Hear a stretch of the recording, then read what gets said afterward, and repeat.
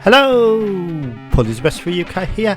Welcome to a new week. Welcome to Atari ST Game of Day. Now have a think, what computer or console should I do in July, because that's coming soon. If you've got any ideas, let me know in the comments section. I'll try and read them. I do get quite a lot of comments on all throughout my videos, so it can be hard to read them all at once, but I'll try and see what I can do. And we can have a poll if you want to, as well. Maybe the poll is a good or a bad idea, I don't know. But this is Crazy Cars 3. We've looked at Crazy Cars 1 and 2, so now we're going to look at Crazy Cars 3.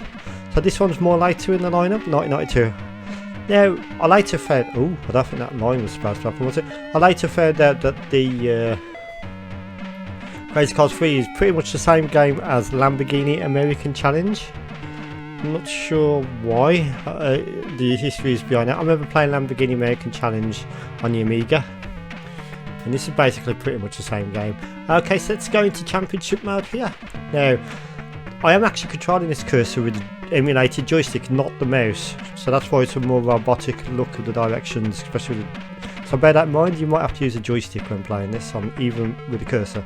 So let's go for championship here. Now, this is a 2-disc game. There is an introduction before this bit, but I decided just to skip past that and just get straight into the gameplay for Game of Day, because that's the whole idea of Game of Day, is like short and sweet videos. So on this screen you get your choice of selections. You've got this guy, this guy and this guy. I'm going to be this guy. So we got some nice music in the background. Will it fit, do you think? Okay. Oh, it's not letting me type in the P, and I'll tell you why, because I've actually got the emulated joystick as QAOP, so it's disabled some of the keyboard. And A's not working either. Okay, let's just put whatever. Okay, so onto the world map. Now, anyone who's played Lamborghini American Challenge will seem instantly familiar to you. So we've got a choice of loads of different levels. I don't think you can go on all of these. I think you can only go on the ones with the yellow stars. So we've got Denver, and we've got Memphis, and look, some of these red ones like Division Challenge, Houston. Okay, so I'm going to go for... I think we have to go to the garage first. Okay, so you can see this is much more advanced than the first two games. Right, I've got no damage or anything, so we can come out the garage. Don't need to do that, to be honest. But this game is also on the Amiga, and I recently found out this is also even on the Commodore 64. So check out that version as well. Quite impressive for Commodore 64, to be honest. Okay, so on this bit we place our bets, so it's sort of like a bit of gambling going on. Okay, so I've placed 100 bet. Oh no, I haven't. That was one of the other guys in it.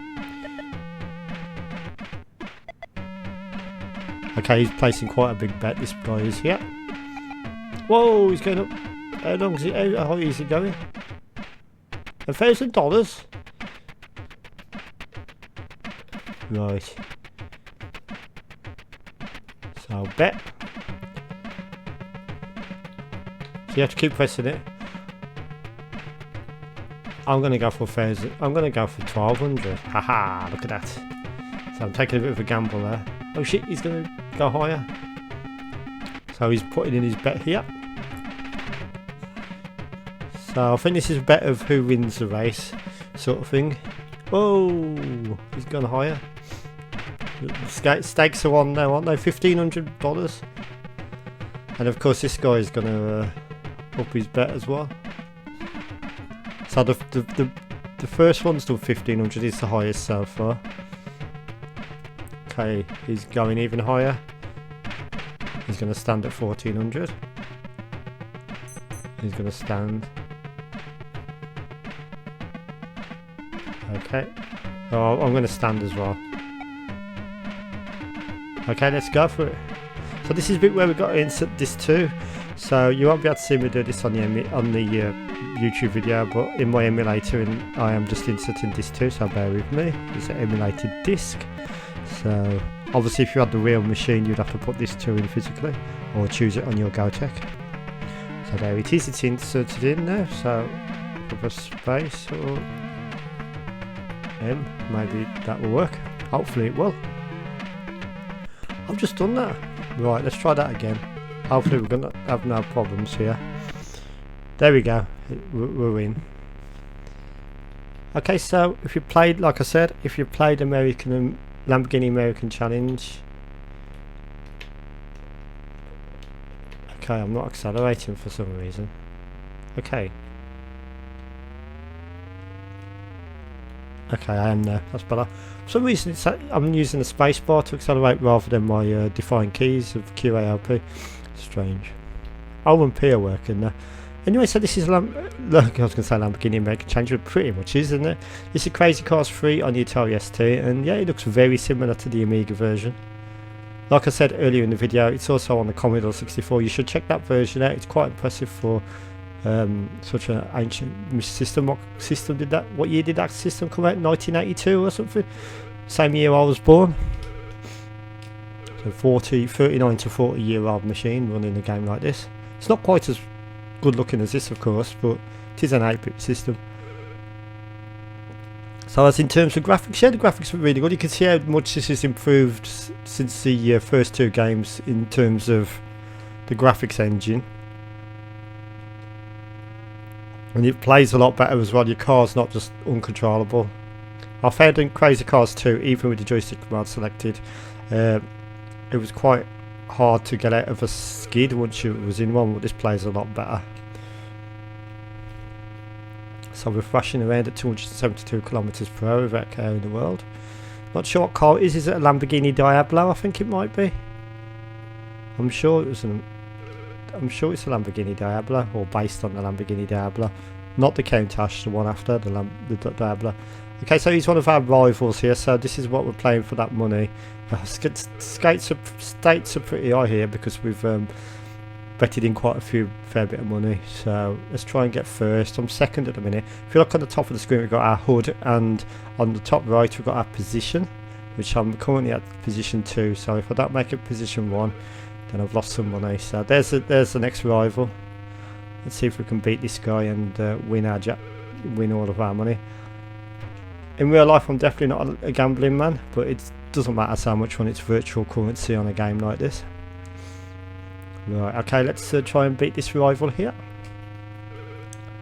Try and you can see in relation to the game, it's got a distance meter, so at least that gives you an idea, an indication of when the finish line or the end of the circuit is coming. So you've got to make sure you get to that first position sort of before that distance gets to naught.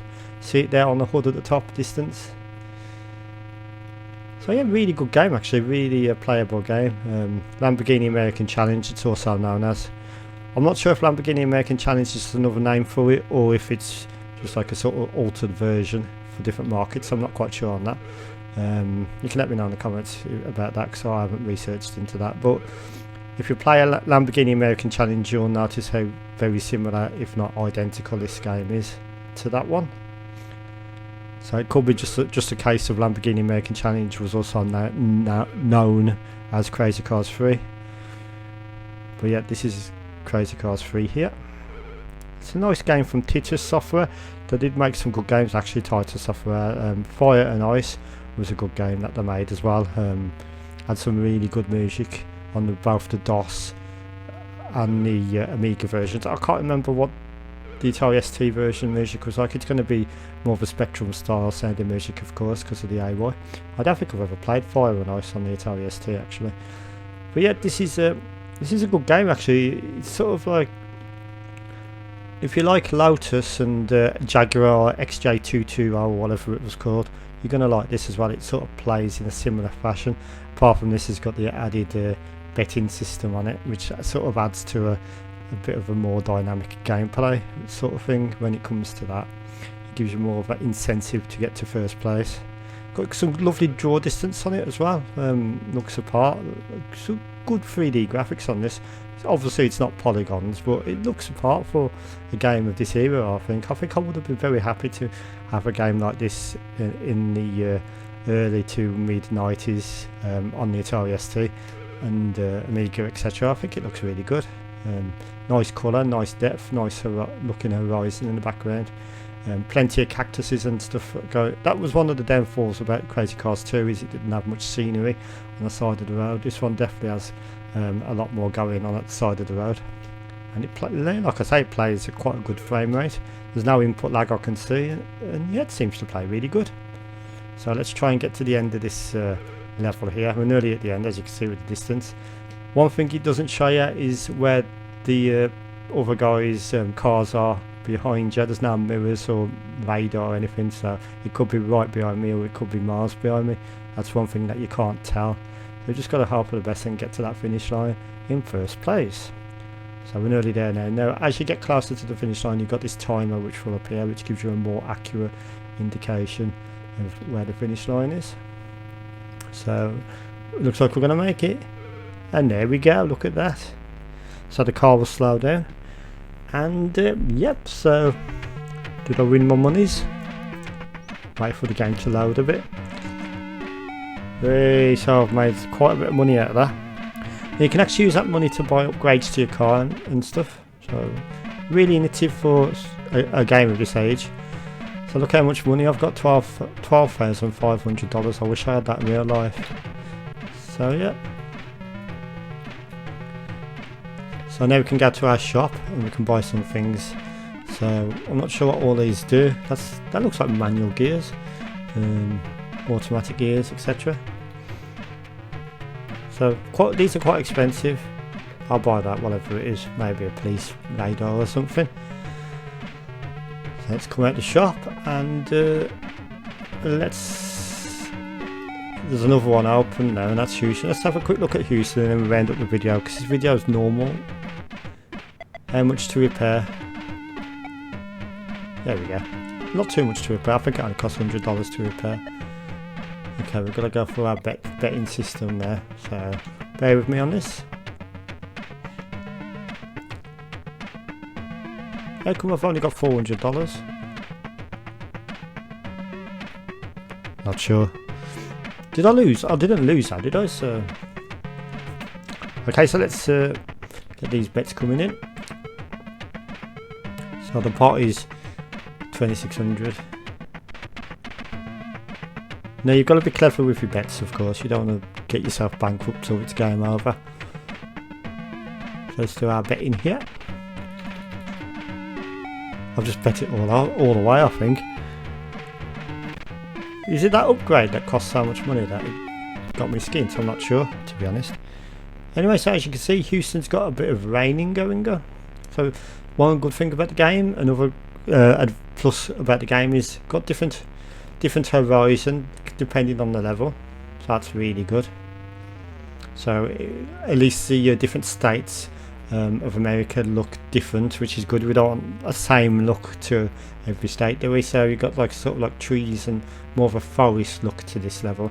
Not sure what Houston is like in terms of forests. Never been there, but yeah, they've sort of gone with a forest vibe with this level.